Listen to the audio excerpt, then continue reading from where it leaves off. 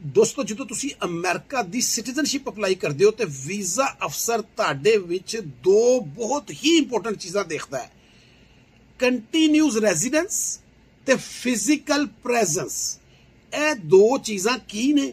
ਅਗਰ ਇਹ ਤੁਸੀਂ ਇਹਨਾਂ ਨੂੰ ਬ੍ਰੇਕ ਕਰਦੇ ਹੋ ਤੇ ਕੀ ਨੁਕਸਾਨ ਹੋਏਗਾ, ਔਰ ਅਗਰ ਉਹ ਨੁਕਸਾਨ ਹੋ ਗਿਆ ਤੇ ਉਹਦੀ ਤਲਾਫੀ ਕਿਸ ਨਾਲ ਹੋਏਗੀ, ਮਾਫੀ ਕਿਸ ਨਾਲ ਮਿਲੇਗੀ, ਇਹ ਸਾਰੀ ਗੱਲ ਮੈਂ ਤੁਹਾਨੂੰ ਅੱਜ ਇਸ ਵੀਡੀਓ 'ਚ ਦੱਸਣੀ ਹੈ।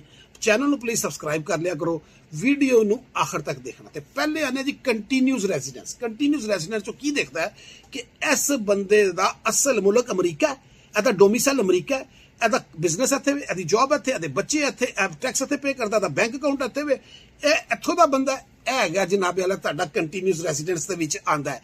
ਇਹ ਤੇ ਨਹੀਂ ਕਿ ਇੱਥੇ ਆਂਦਾ ਮਹੀਨੇ ਵਾਸਤੇ ਫਿਰ ਚਲਾ ਜਾਂਦਾ, ਇਹਦਾ ਡੋਮਿਸਾਈਲ ਤੇ ਕੋਈ ਕਾਇਮ ਹੀ ਨਹੀਂ ਹੋ ਸਕਿਆ, ਇਹ ਤੇ ਬਸ ਆਂਦਾ ਚਲਾ ਜਾਂਦਾ, 3 ਮਹੀਨੇ ਬਾਹਰ ਆਂਦਾ, ਫਿਰ ਆਂਦਾ 15 ਦਿਨ ਰਹਿ ਕੇ ਚਲਾ ਜਾਂਦਾ।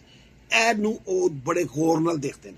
ਹੁਣ ਤੁਹਾਡਾ ਜਿਹੜਾ ਕੰਟੀਨਿਊਸ ਰੈਜ਼ੀਡੈਂਸ ਹੈ ਉਹ ਬ੍ਰੇਕ ਵੀ ਹੋ ਜਾਂਦੀ ਹੈ। ਹੁਣ ਬ੍ਰੇਕ ਕਿਸ ਤਰ੍ਹਾਂ ਦੇਖੋ, ਪਹਿਲੀ ਗੱਲ ਦੱਸਦਾ, ਅਗਰ ਜੋ ਕਾਨੂੰਨ ਹੈ, ਜੋ ਗਾਈਡਲਾਈਨ ਹੈ USCIS ਦੀ, ਉਹ ਦੱਸ ਰਿਹਾ, ਅਗਰ ਤੁਸੀਂ 180 ਦਿਨ ਤੋਂ ਥੱਲੇ ਅਮਰੀਕਾ ਤੋਂ ਬਾਹਰ ਰਹਿੰਦੇ ਹੋ, ਭਾਵੇਂ ਤੁਸੀਂ ਕੈਨੇਡਾ 'ਚ ਰਹੋ, ਭਾਵੇਂ ਤੁਸੀਂ ਕੈਰੇਬੀਅਨ 'ਚ ਰਹੋ, ਭਾਵੇਂ ਤੁਸੀਂ ਮੈਕਸੀਕੋ 'ਚ ਰਹੋ, ਸਾਰੇ ਦਿਨ ਕਾਊਂਟ ਹੁੰਦੇ ਜੇ, ਯਾਦ ਰੱਖਣਾ। ਕੈਨੇਡਾ ਦੇ ਉੱਤੇ ਇਹ ਨਾ ਸਮਝੋ ਕਿ ਕੈਨੇਡਾ ਦੀ ਖੈਰ ਹੈ, ਗਾਈਡਲਾਈਨ 'ਚ ਲਿਖਿਆ ਹੈ।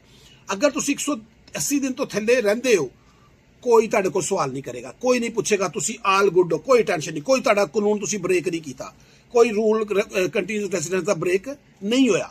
180 ਦਿਨ ਤੋਂ ਜਿਸ ਨਾਲ ਤੁਸੀਂ 181 ਦਿਨ ਚਾਹੁੰਦੇ ਹੋ, ਔਰ 365 ਦਿਨ ਤੋਂ ਥੱਲੇ ਅਗਰ ਤੁਸੀਂ ਮੁਲਕੋਂ ਬਾਹਰ ਰਹਿੰਦੇ ਹੋ, ਅਮਰੀਕਾ ਤੋਂ ਬਾਹਰ ਰਹਿੰਦੇ ਹੋ, ਤੇ ਫਿਰ ਉਹ ਕੀ ਕਹਿੰਦਾ ਆਪਣੀ ਗਾਈਡਲਾਈਨ 'ਚ ਕਿ ਮੈਂ ਅਜ਼ਿਊਮ ਕਰ ਲਿਆ, ਮੈਂ ਅੰਦਾਜ਼ਾ ਲਾ ਲਿਆ, ਮੇਰਾ ਖਿਆਲ ਹੈ ਕਿ ਇਹ ਅਮਰੀਕਾ ਦੇ ਵਿੱਚ ਨਹੀਂ ਰਹਿਣਾ ਚਾਹੁੰਦਾ, ਅਮਰੀਕਾ ਦਾ ਪੱਕਾ ਮੁਲਕ ਨਹੀਂ, ਅਸਲ ਮੁਲਕ ਨਹੀਂ, ਇਹ ਜ਼ਿਆਦਾ ਬਾਹਰ ਰਹਿਣਾ ਚਾਹੁੰਦਾ ਹੈ, ਇਹ ਜ਼ਿਆਦਾ ਬਾਹਰ ਰਹਿੰਦਾ ਹੈ ਜਾਂ ਬਾਹਰ ਰਿਹਾ ਹੈ, ਮੈਂ ਇਹਨੂੰ ਅਜ਼ਿਊਮ ਕਰ ਲਿਆ। ਲੇਕਿਨ ਨਾਲ ਹੀ ਉਹ ਕਹਿੰਦਾ ਮੈਂ, ਕਿਉਂਕਿ ਇਹਦਾ ਖਿਆਲ ਹੈ, ਮੇਰਾ ਖਿਆਲ ਹੈ, ਮੇਰਾ ਇੱਕ ਅੰਦਾਜ਼ਾ ਹੈ, ਤੂੰ ਮੇਰੇ ਅੰਦਾਜ਼ੇ ਨੂੰ ਗਲਤ ਸਾਬਤ ਕਰ ਭਰਾ, ਤੇ ਸਾਬਤ ਕਰਕੇ ਦੇ ਮੈਨੂੰ ਕਿ ਹਾਂ ਨਹੀਂ ਨਹੀਂ ਨਹੀਂ ਮੈਂ ਇਹ ਅਮਰੀਕਾ ਹੀ ਤੇਰਾ ਮੁਲਕ ਹੈ।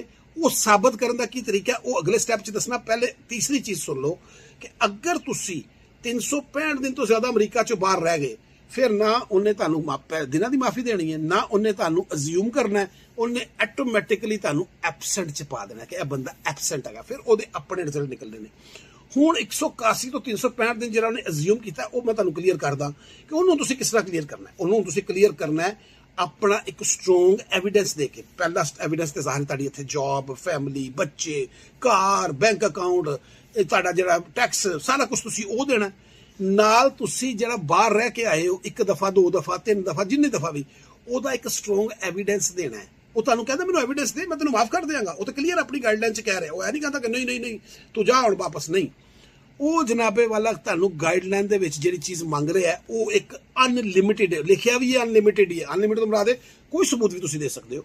ਤੁਸੀਂ ਉਹਦੇ ਵਿੱਚ ਜਨਾਬ ਸਾਬਤ ਕਰ ਸਕਦੇ ਹੋ ਕਿ ਮੇਰਾ ਉੱਥੇ ਕਾਰੋਬਾਰ ਹੈ, ਮੈਂ ਬਿਮਾਰ ਹੋ ਗਿਆ ਸਾਂ, ਮੇਰਾ ਬਿਜ਼ਨਸ ਹੈ, ਮੇਰੇ ਬੱਚੇ, ਕੁਝ ਵੀ ਤੁਸੀਂ ਸਾਬਤ ਕਰਕੇ ਅਗਰ ਉਹਨੂੰ ਮੁਤਮਿਨ ਕਰ ਦਿੱਤਾ ਤੇ ਫਿਰ ਉਹ ਤੁਹਾਨੂੰ ਕੰਟੀਨਿਊ ਰੈਜ਼ੀਡੈਂਟ ਜਿਹੜੀ ਤੁਹਾਡੀ ਬ੍ਰੇਕ ਹੋਈ ਹੈ ਉਹਦੀ ਮਾਫੀ ਦੇ ਦੇਗਾ।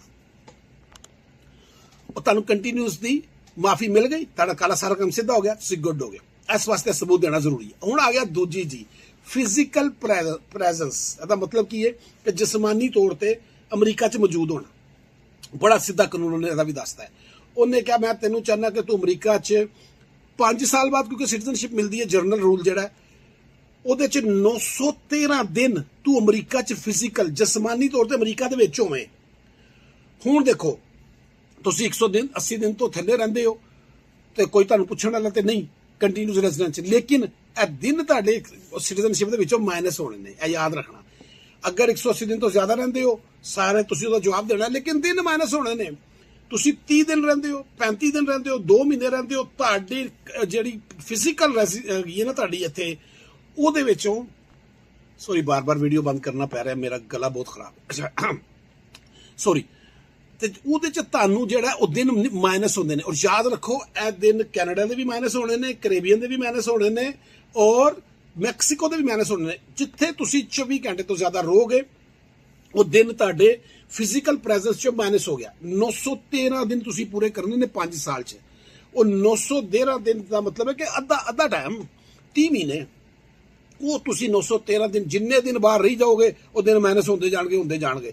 ਇਨ ਦੀ ਐਂਡ 5 ਸਾਲ ਜਦੋਂ ਪੂਰੇ ਹੋਣਗੇ ਉਹ ਦੇਖੇਗਾ ਯਾਰ 913 ਦਿਨ ਰਿਹਾ ਜਾਂ ਕਿ ਇਹ 800 दिन रहा ਜਾਂ 213 दिन तो अगर ज्यादा भावें एक दिन भी होएगा ਤੁਸੀਂ ਪਾਸ ਹੋ 913 दिन भी ਹੋਣਗੇ ਤੁਸੀਂ ਪਾਸ ਹੋ 1400 1500 ਬੱਲੇ ਬੱਲੇ नो प्रॉब्लम एट ऑल ਇਹ ਦੋ ਚੀਜ਼ਾਂ ਨੂੰ ਤੁਸੀਂ ਰੱਖਣਾ ਤੇ ਤੁਸੀਂ ਕੁਆਲੀਫਾਈ ਕਰਨਾ ਹੁਣ ਇਹ ਚੀਜ਼ਾਂ ਦਾ ਬਹੁਤ ਘੱਟ ਲੋਕਾਂ ਨੂੰ ਪਤਾ ਹੁੰਦਾ ਫਿਰ ਕੀ ਹੁੰਦਾ ਕਿ ਲੋਕੀ ਆਂਦੇ ਬੋਬੀ ਭਾਈ ਮੈਨੂੰ ਲੈਟਰ ਮਿਲ ਗਿਆ ਜੀ ਤੁਸੀਂ ਕੰਟੀਨਿਊਸ ਰੈਜ਼ੀਡੈਂਸ ਅਪਰੂਵ ਹੀ ਨਹੀਂ ਕਰ ਸਕੇ ਉਹ ਬੜੀ ਜ਼ਰੂਰੀ ਹੈ ਤੁਸੀਂ ਜਨਾਬੇ ਵਾਲਾ ਫਿਜ਼ੀਕਲ ਪ੍ਰੈਜ਼ੈਂਸ ਨਹੀਂ ਅਪਰੂਵ ਕਰ ਸਕੇ ਤੁਹਾਡੇ ਦਿਨ ਥੋੜੇ ਨੇ ਹੋ ਫਿਰ ਇਹਦੇ ਉੱਤੇ ਫਿਰ ਉਹ ਜਨਾਬੇ ਵਾਲਾ ਦੁਬਾਰਾ ਇੰਟਰਵਿਊ ਦੁਬਾਰਾ ਮਸਲੇ ਟਾਈਮ ਗੁਜ਼ਾਰਨਾ ਪੈਂਦਾ ਫਿਰ ਪੂਰਾ ਉਹਦਾ ਜਵਾਬ ਹੀ ਇੰਨੇ ਦਿਨਾਂ ਬਾਅਦ ਆਉਂਦਾ ਕਿ ਤੁਹਾਨੂੰ ਪਤਾ ਹੀ ਨਹੀਂ ਹੁੰਦਾ ਮੈਂ ਹੁਣ ਕਿੰਨੇ ਦਿਨਾਂ ਬਾਅਦ ਅਪਲਾਈ ਕਰਨਾ ਹੈ ਇਸ ਬਦਮਜ਼ਗੀ ਇਸ ਮਸਲੇ ਤੋਂ ਬਚਣ ਵਾਸਤੇ ਆਪਣਾ ਮੈਂ ਪਹਿਲੇ ਵੀ ਦੱਸਣਾ ਵਾ ਹੁਣ ਵੀ ਕਹਿ ਰਿਹਾ ਵਾਂ ਕਿ 6 ਮਹੀਨੇ ਤੋਂ ਜ਼ਿਆਦਾ ਬਾਹਰ ਨਾ ਰਹੋ ਆਪਣੇ ਦਿਨ ਕਾਊਂਟ ਕਰਕੇ ਰੱਖੋ ਕਿ 5 ਸਾਲਾਂ 'ਚ ਮੈਂ 913 ਦਿਨ ਪੂਰੇ ਕਰ ਲਏ ਨੇ ਹਰ ਬੰਦੇ ਨੂੰ ਪਤਾ ਹੁੰਦਾ ਨਹੀਂ ਪਤਾ ਤੇ ਪਾਸਪੋਰਟ ਤੋਂ ਦੇਖ ਲਓ ਨਹੀਂ ਤੇ ਆਪਣੇ ਭਰਾ ਬੋਬੀ ਕੋਲੋਂ ਪੁੱਛ ਲਓ ਨੋ ਟੈਨਸ਼ਨ ਆਸਾਨ ਕੰਮ ਹੈ ਲੇਕਿਨ ਬਹੁਤ ਹੀ ਇੰਪੋਰਟੈਂਟ ਕੰਮ ਹੈ ਇਹਦੇ ਉੱਤੇ ਤੁਹਾਡੀ ਸਿਟੀਜ਼ਨਸ਼ਿਪ ਰਿਫਿਊਜ਼ ਹੋ ਜਾਣੀ ਹੈ ਚੈਨਲ ਨੂੰ ਸਬਸਕ੍ਰਾਈਬ ਕਰ ਲੈਣਾ ਥੈਂਕ ਸੋ ਮਚ